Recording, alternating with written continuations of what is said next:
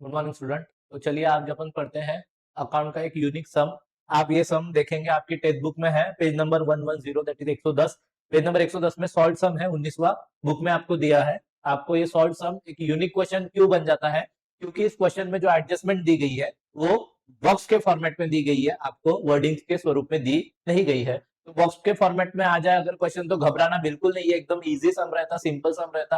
Board exam में तो आना ही चाहिए, एकदम इजी सम रहता। चलिए अपन धीरे धीरे एक एक स्टेप कैलकुलेट करके अपन ये कंप्लीट करेंगे। पहले आपकी दो स्टेप मैं आपके ऊपर छोड़ देता हूं, तो तीसरी स्टेप मेरे ऊपर। दो स्टेप्स में क्या है, आप बना लोगे income and expenditure account, expenditure amount amount, income amount amount, and balance sheet बनाओगे आप liabilities amount amount, assets amount amount. अब ये सम आपको सॉल्व कैसे करना है? सम सॉल्व करने से पहले आप सबसे पहले क्वेश्चन पढ़ लेता हूं आपके लिए।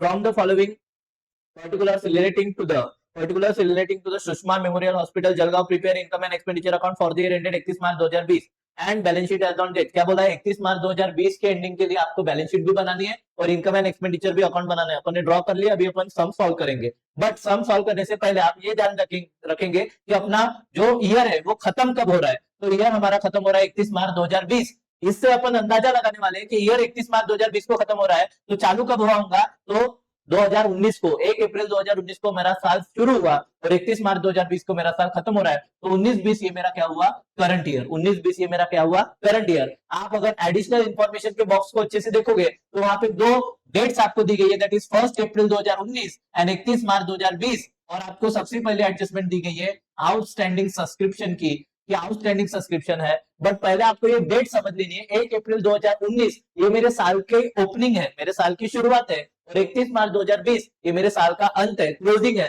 तो हम जो भी रिकॉर्डिंग करने वाले, जो भी एंट्रियां मारने वाले हैं, वो क्लोजिंग डेट को ध्यान में रखते हुए मारने वाले, ना कि ओपनिंग डेट को। बट एंट्रीज मारते वक्त अपने को ओपनिंग डेट के भी वैल्यूज को कंसिडर करना पड़ेगा। तो चलिए ये सब सॉल्व करते हैं। आप पहले एडजस्टमेंट में आएंगे, बॉक्स पे आपको दिखा है आउटस्टैंडिंग सब्सक्रिप्शन दैट इज 9000। 1 अप्रैल 2019 को 9000 दिया गया है। साल के शुरुआत में मेरी वर्गनी सब्सक्रिप्शन कितना बाकी था, कितना आना बाकी था? तो साल के शुरुआत में मेरी सब्सक्रिप्शन आनी बाकी थी 9000 रुपए, और साल के अंत में 2020 को मेरी सब्सक्रिप्शन आनी बाकी है 10,000 रुपए। मेरी सब्सक्रिप्शन कितना आने बाकी है? 10,000 रुपए। यही पे आप फंडा समझते हो ये वाला।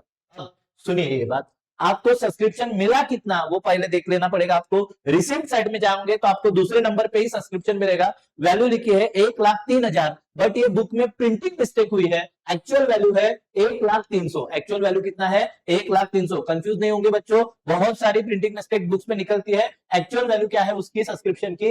वो है 1,03,000। ध्यान दे देंगे, 1,03,000 आपको सब्सक्रिप्शन मिला है। अब ये हमें पता चल गया रिसिप्ट। कौन बता रहा है हमको 1,03,000 रुपए सब्सक्रिप्शन मिला? ये हमको बता रहा है डब्बा। अब आप आ जाएंगे किस पे? एडजस्टमेंट पे आ जाइए। चलिए आ जाते हैं एडजस्टमेंट पे। बोल रहा है आउटस्टैंडिंग सब्सक्रिप्शन, सब्सक्रिप्शन मिलना बाकी था कब? 1 अप्रैल 2019 को। जब मैं बात कर रहा हूं 1 अप्रैल 2019 की, मतलब ये मेरा 19 का क्लोजिंग रहा होगा, तभी तो ये ओपनिंग है।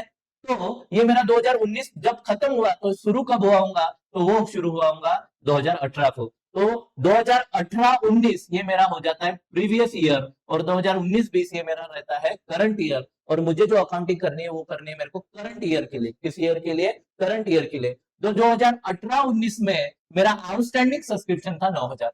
मतलब पिछले साल मुझे वर्गनी के कितना रुपए मिलना बाकी था? 9,000। और इस साल 31 मार्च 2020 को जब मेरा ये साल खत्म हुआ, तब मुझे वर्गनी के सब्सक्रिप्शन के कितना रुपए मिलना बाकी है? 10,000। और आप याद रखिए, आपको करंट ईयर के लिए ही अकाउंटिंग करनी है, ना कि प्रीवियस ईयर के लिए और ना ही नेक्स्ट ईयर के लिए। 18-19 मेरा प्रीवियस ईयर था, तो 19-20 मेरा करंट ईयर है, और 20-21 2020 और 21 ये मेरा नेक्स्ट ईयर रहेगा, आने वाला साल रहेगा। और मैंने आपको बहुत सिंपल नियम दिया हो, अगर एनपीओ सॉल्व करना है तो ये ही सिंपल नियम याद रखिए, अगला पिछला माइनस करंट ईयर वाला आपको प्लस करना है। अगला पिछला माइनस करंट ईयर वाला प्लस।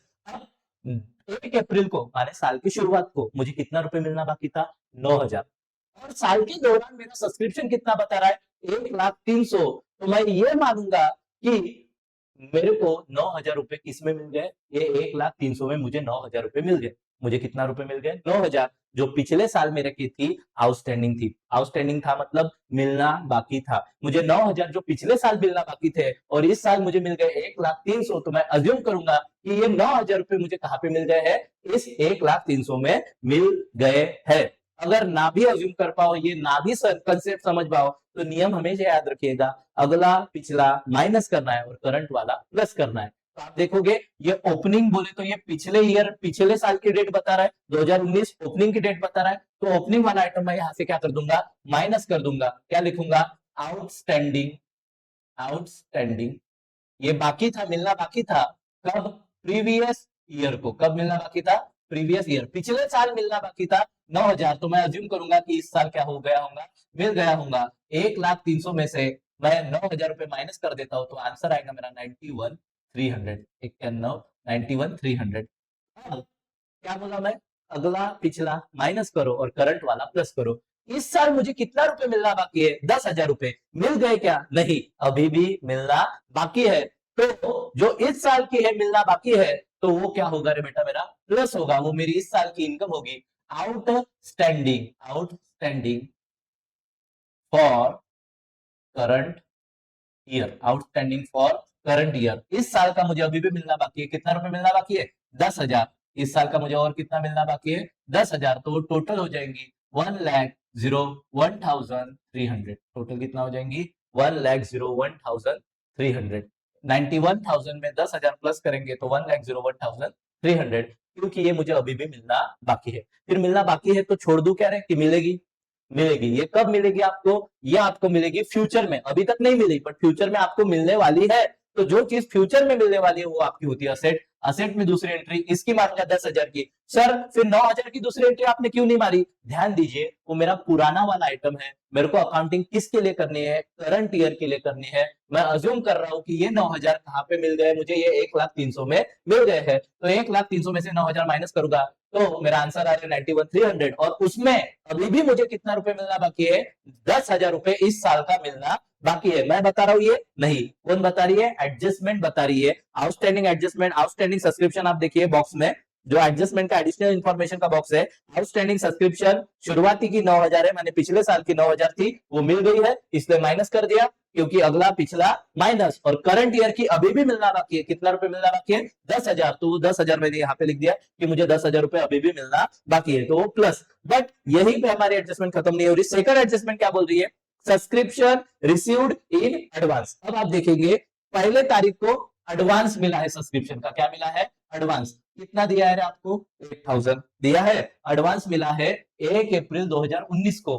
पिछले साल मुझे कितना रुपए एडवांस मिले? 8,000। अब आप ये बात समझिए, आदमी जब एडवांस देता है तो चालू वक्त के लिए एडवांस देता है कि आने वाले समय के लिए एडवांस देता है? तो आदमी जब एडवांस देता है तो आने वाले साल के लिए, आने वाले समय के लिए देता है। मान लो तो हमें एडवांस में 8,000 रुपए मिले। कब मिले?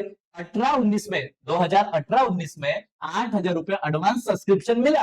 और वो कब के लिए था? वो था 2019-20 के लिए, आने वाले साल के लिए। और आने वाला साल हमारा कौन सा है? Current year. हमारा कौन सा है? Current year. और मैंने नियम क्या बताया? अगला पिछला माइनस करो, करंट ईयर वाला प्लस करो। 2018-19 में हमको 8,000 रुपए एडवांस मिला। 2018-19 में हमें 8,000 रुपए का क्या मिला? एडवांस। तो ये जो 8,000 रुपए आपको मिले वो आने वाले साल के लिए मिले हैं।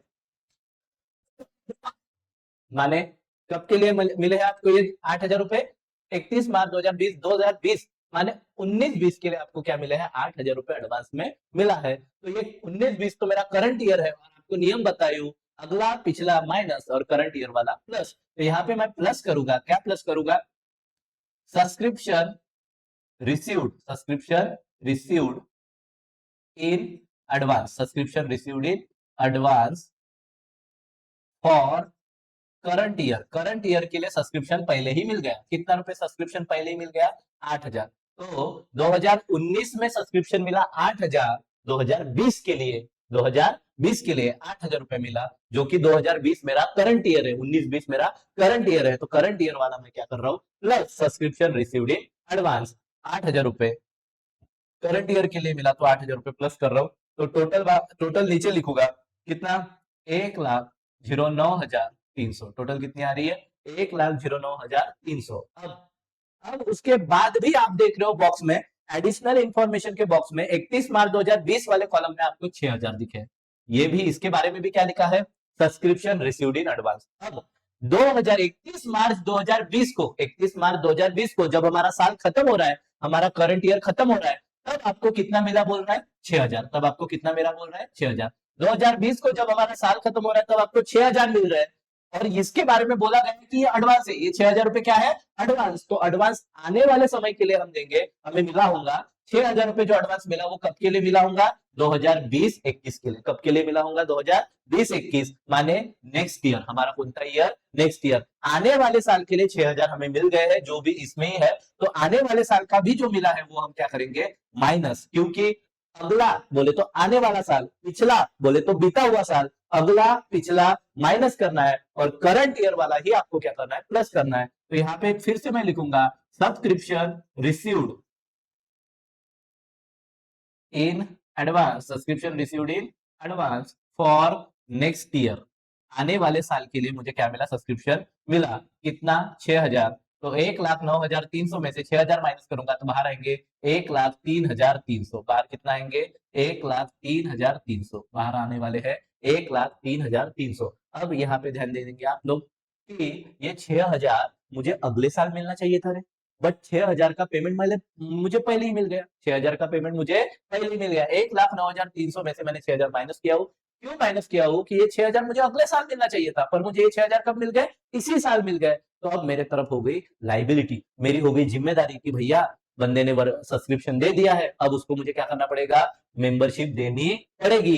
तो ये जो 6000 है ये मेरी कहां पे चले जाती है, लाइबिलिटी में चली जाती है। अब यहाँ पे ध्यान देंगे आउटस्टैंडिंग सब्सक्रिप्शन, ध्यान देंगे आउटस्टैंडिंग सब्सक्रिप्शन सिर्फ जो भी करंट ईयर वाला है, करंट ईयर वाला। तो करंट ईयर वाला सब्सक्रिप्शन अभी तक मिला क्या, नहीं मिलेगा। कब मिलेगा, फ्यूचर में। तो वो अपनी क्या होती है, asset. Outstanding subscription, outstanding subscription वो अपनी होती है असेट। और ये आप क्या करोगे, लिखोगे असेट साइड में कि अभी भी इस साल का आपको कितना रुपए मिलना बाकी है, 10,000। और इस साल का 10,000 रुपए मिलना बाकी है, इसलिए वो मेरी असेट है। और अगले साल के 6,000 मुझे पहले ही मिल गए, अगले साल के 6,000 मुझे पहले ही मिल गए। तो ये advance subscription received in advance 6,000, ये अब मेरी क्या है, लाइबिलिटी है। मतलब आने वाले समय के लिए अगर पैसा पहले ही मिल गया, 6,000 रुपए पहले ही मिल गए, तो ये मेरी लाइबिलिटी है। और चालू साल का जो मुझे अभी भी मिलना बाकी है 10,000, ये मेरी क्या है, असेट है, क्योंकि वो मुझे अभी तक नहीं मिला है, तो आगे चलकर मिलेगा, फ्यूचर में मिलेगा। और जब बात फ्यूचर की आती है तो वो आपकी होती है असेट। चलिए अब उसके बाद ध्यान दीजिए, दोनों एडजस्टमेंट आई होप आपको समझ गई होंगी। ना समझी हो तो मैं फिर आपको रिपीट करा दे रहा हूँ। आपको इस साल सब्सक्रिप्शन में टोटल पैसा मिला है 1,03,000 रुपया। आपको सब्सक्रिप्शन में टोटल पैसा कितना मिला है, 1,03,000 रुपया। अब आपकी पहली एडजस्टमेंट बोल रही है कि पिछले साल का आउटस्टैंडिंग था 9,000 रुपए, पिछले साल का आउटस्टैंडिंग था 9,000 रुपए, और इस साल मिल गए 1,03,000। तो मैं ये मानूंगा कि ये जो 9,000 पिछले साल आना बाकी था वो आ चुके होंगे, और मुझे पिछले साल की इनकम इस साल में शो नहीं करनी है, इसलिए मैं 1,00,000 में से 9,000 रुपए क्या कर दूंगा, माइनस। तो मेरे बचते हैं 91,300। अब मैं फिर से एडजस्टमेंट में गया तो मुझे पता चला कि 31 मार्च 2020 का, माने चालू साल का, मेरे को और 10,000 रुपए आना बाकी है। तो 91,300 में और 10,000 रुपए मैंने क्या कर दिया, प्लस। अब दूसरी एडजस्टमेंट थी मेरी कि मुझे एडवांस मिले, मुझे एडवांस मिला 8,000 रुपए। मुझे एडवांस कितना मिला, 8,000 रुपए। पिछले साल मुझे एडवांस मिले, तो मुझे अगर पिछले साल एडवांस मिला होगा तो वो किस साल के लिए होगा, इस साल के लिए होगा। और मुझे इस सब्सक्रिप्शन में इस साल की इनकम नोट करनी है, इसलिए मैंने 8,000 रुपए क्या कर दिया, प्लस। पिछले साल मुझे एडवांस मिला तो वो मैंने इसी तरह माइनस किया होगा पिछले साल, और इस तरह इस साल मैंने वो क्या किया हो, प्लस किया हो। और इस साल भी मुझे एडवांस मिला 6,000, जो कि कब का था, आने वाले साल का था। तो ये 6,000 मैं क्या कर दूंगा, यहाँ से माइनस कर दूंगा। चलिए उसके बाद आप ध्यान देंगे, बिल्डिंग आपको दिखी गई है 13 लाख रुपए। आप देखोगे पहले डब्बे में भी बिल्डिंग की वैल्यू 13 लाख है और दूसरे डब्बे में भी बिल्डिंग की वैल्यू 13 लाख है। तो आप सिंपल बिल्डिंग की वैल्यू असेट में लिख लेंगे, बिल्डिंग, सिंपल बिल्डिंग वैल्यू। क्यों, क्योंकि इसमें किसी भी प्रकार का चेंज नहीं है। 13 लाख आप कहां पे लिखोगे, अंदर नहीं लिखना है आपको, डायरेक्ट बाहर लिखना है, क्योंकि कोई एडजस्टमेंट भी नहीं है और इसमें कोई एडजस्टमेंट नहीं है, क्योंकि ओपनिंग में आपको पहले डब्बे में आपको बिल्डिंग की वैल्यू 13 लाख ही दी गई है, दूसरे बॉक्स में भी आपको बिल्डिंग की वैल्यू 13 लाख ही दी गई है, तो इसमें कोई भी किसी भी प्रकार का चेंज नहीं है। उसके बाद इन्वेस्टमेंट भी सिमिलर, आपको दोनों डब्बों में वैल्यू 2 लाख ही दी गई है, तो इन्वेस्टमेंट में भी कोई चेंज नहीं है, और हर प्रकार की इन्वेस्टमेंट मेरी क्या होती है, असेट होती है। तो मैं यहाँ पे लिख लूंगा इन्वेस्टमेंट, कितना लिखना है मुझे, इन्वेस्टमेंट 2 लाख रुपीज, तो ये 2 लाख रुपीज मैं कहाँ पे लिख लूंगा, मेरी असेट में। उसके बाद 2 लाख रुपीज असेट में, उसके बाद कैपिटल फंड आपको सामने से दिया है, और कैपिटल फंड अपनी क्या होती है, लाइबिलिटी। कैपिटल फंड कितना लिखा है, कैपिटल फंड 10,13,000, कैपिटल फंड अंदर लिख रहा हूं 10,13,000, अंदर लिखूंगा कैपिटल फंड 10,13,000। बिल्डिंग फंड की वैल्यू आपको दी गई है, building fund BUILDING, building fund भी मैं अंदर लिखूंगा। किसी भी प्रकार का फंड मेरी लाइबिलिटी होता है, बिल्डिंग फंड आप कहां पे डालने वाले हो, लाइबिलिटी में डालने, और बिल्डिंग फंड की वैल्यू आपको बताई जा रही है 5 लाख रुपीज, कितना बताई जा रही है, 5 लाख रुपीज। बिल्डिंग फंड की आपकी वैल्यू कितना है, 5 लाख।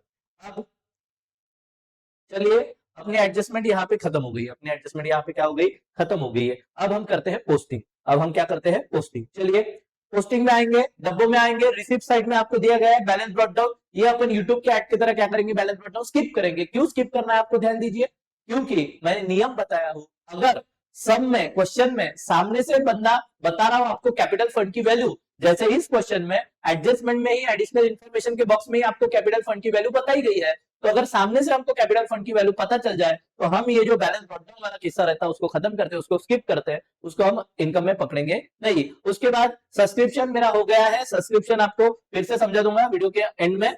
अब एंट्रांस फीस मेरी रेवेन्यू बोला, एंट्रांस फी मेरी इनकम होती है, तो मैं यहाँ पे लिखूंगा by entrance fees. Entrance fees आपको कितनी दी गई है, तो आपको एंट्रांस फी दी गई है सिर्फ 1700 रुपए, 1700। उसके बाद लाइफ मेंबरशिप फी भी रेवेन्यू है, तो उसी के नीचे लिख लूंगा bye life membership fee. Life membership fees कितना दी गई है आपको, 18,000। लाइफ मेंबरशिप फी कितना दी गई है, 18,000। Sale of old newspaper, sale of old newspaper, अभी हॉस्पिटल है तो न्यूज़पेपर आता ही होगा, रद्दी है, रद्दी हमने बेच दी है, बेचने से हमको क्या हुई, इनकम, तो by sale of old newspaper. Sale of old newspaper कितना, 500 रुपए कमा लिया रद्दी बेच के, चलो रद्दी बेच के अच्छी बात है, 500 रुपए कमा ले। अब आया मेन बात, बोल रहा है to donation and is for building fund. Donation की आपको दी तो गई है, एंट्री तो दी गई है रिसिप्ट में, और डोनेशन जो मिला वो किसके लिए मिला, बोल रहा है बिल्डिंग फंड के लिए। इसका ध्यान से देखिए और उसको ध्यान से समझिए, डोनेशन जब लिखा है बिल्डिंग फंड के लिए है, तो आपको डोनेशन को इनकम ना मानते हुए उसको चुपचाप बिल्डिंग फंड में क्या कर देना है, प्लस, क्या नाम से, डोनेशन, क्या नाम से प्लस करेंगे, डोनेशन, जो कि बिल्डिंग फंड के। और पूरा का पूरा 1.5 लाख रुपए यहाँ पे 5 लाख में 1.5 लाख रुपए प्लस करेंगे, तो बाहर वैल्यू आएंगी 6,50,000। आपकी वैल्यू आ गई है 6 लाख। 5 लाख और 1.5 लाख, 1.5 लाख आपको बिल्डिंग फंड में प्लस करना है, तो 5 लाख और 1.5 लाख टोटल वैल्यू आ रही है 6,50,000, 6,50,000। चलिए अब उसके बाद पेमेंट साइड में आते हैं। पेमेंट साइड में आपको फर्नीचर दिए गए, तो यहाँ पे मैं लिखूंगा बिल्डिंग के नीचे, ठीक, बिल्डिंग के नीचे क्या लिखूंगा मैं, फर्नीचर, क्या लिखूंगा, फर्नीचर। कितना है मेरा फर्नीचर, 27,000। ओके, उसके बाद क्या दिया है मेरे को, और honorarium to doctor, no doubt hospital चला रहे हो, डॉक्टर्स का पेमेंट करना पड़ेगा, तो ऑनरोरियम टू डॉक्टर ये आपका खर्चों में आएगा, ऊपर लिख लेता हूं to ऑनरोरियम to doctor.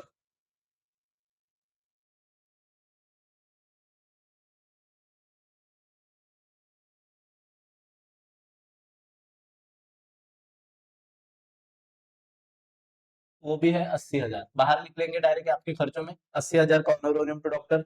Salary to staff, to salary to staff, staff को सैलरी कितना गई है आपकी तरफ से, 15,000। 80,000 honorarium to doctor, 15,000 salary to staff. उसके बाद एक छूट गया अपना भाई, मेडिसिन आपको दी गई है, आपको क्या दी गई है, मेडिसिन दी गई है, तो ये मेडिसिन आप खर्चों में लिख लोगे कितना, 7,000 टू मेडिसिन। मेडिसिन का खर्चा है, हॉस्पिटल है तो कितने का, 7,000 का। 15,000 का ऑफिस स्टाफ सैलरी। उसके बाद जनरल एक्सपेंसेस, जनरल एक्सपेंसेस चाय नाश्ता पानी का खर्चा, वो आप कितना कर रहे हो, टू जनरल एक्सपेंस। सामान्य खर्चा कितना आ रहा है, सामान्य खर्चा आपका, जनरल एक्सपेंस आ रहा है आपके 8,000। जनरल एक्सपेंस कितना आ रहा है, 8,000। चलिए 8,000। सर्जिकल इंस्ट्रूमेंट, अब देखिए सर्जिकल इंस्ट्रूमेंट ये आपकी क्या होने वाली है, आपकी असेट होने वाली है। सर्जिकल इंस्ट्रूमेंट आपकी क्या होने वाली है, असेट। तो सर्जिकल इंस्ट्रूमेंट माने अभी हॉस्पिटल है तो सर्जिकल इंस्ट्रूमेंट तो रहेगा ही,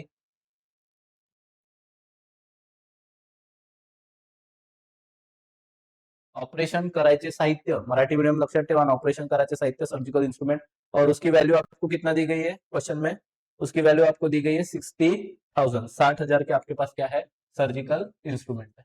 चलिए सर्जिकल इंस्ट्रूमेंट 60,000 के हैं। फिक्स डिपॉजिट आपके एंडिंग में है 80,000, तो यहाँ पे लिख दूंगा मैं फिक्स डिपॉजिट मेरी असेट है, फिक्स डिपॉजिट मेरे पास कितने के हैं 80,000 के। चलिए 80,000 के। चलो उसके बाद बैलेंस कैरिड डाउन, ये बैलेंस आपको स्किप नहीं करना है, बैलेंस कैरिड डाउन हमेशा आप असेट साइड में लिखोगे कैश इन हैंड के नाम से, कैश इन हैंड कितना रुपए है cash in hand, balance carried down 5,500। अब हम करते क्या है, एक बार फिर से आप लोग अच्छे से समझिएगा, इसमें से जो एडजस्टमेंट आपको दी गई है सब्सक्रिप्शन वाली, मैं क्या बोला हूँ फिर से समझेंगे। ये मेरी ओपनिंग की डेट है 1 अप्रैल 2019 और मेरी क्लोजिंग की डेट कितना है 31 मार्च 2020।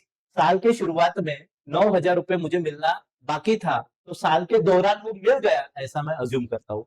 पिछले साल मेरे को 9,000 रुपए मिलना बाकी थे और इस साल मुझे मिले 1,03,000 सब्सक्रिप्शन में, तो मैं ये मानूंगा कि उसमें ही मेरे कितना घुसे पड़े हैं पिछले साल के आउटस्टैंडिंग 9,000, और पिछले साल की इनकम मैं इस साल में नहीं गिन सकता, इसलिए मैं आउटस्टैंडिंग फॉर प्रीवियस ईयर के नाम से 9,000 रुपए क्या कर दिया हूँ माइनस। तो मुझे इस साल का कितना मिला 91,300, मुझे इस साल सब्सक्रिप्शन कितना मिला 91,300, बट उसमें भी मुझे इस साल और कितना मिलना बाकी है, कितना मिलना चाहिए, तो इस साल मुझे और मिलना बाकी है करंट ईयर का, चालू साल जो मेरा है 19-20 करंट ईयर का मुझे और मिलना बाकी है कितना 10,000, तो 91,000 में 300 में 10,000 प्लस कर दूंगा तो 1,01,300, ये मेरी इस साल की क्या हुई इनकम, मेरी इस साल की क्या हुई इनकम। बट उसमें भी ध्यान दीजिए कि 8,000 रुपए मुझे पिछले साल क्या मिल गए थे एडवांस मिल गए थे, पिछले साल मुझे 8,000 रुपए क्या मिल गए एडवांस, जो कि मैं क्या कर दूंगा प्लस कर दूंगा। पिछले साल मुझे मिला सर, आप तो बोले कि अगला पिछला माइनस करो, अब आप पिछला वाला प्लस क्यों करने को बोल रहे हैं, उल्टा काम कर रहे हैं।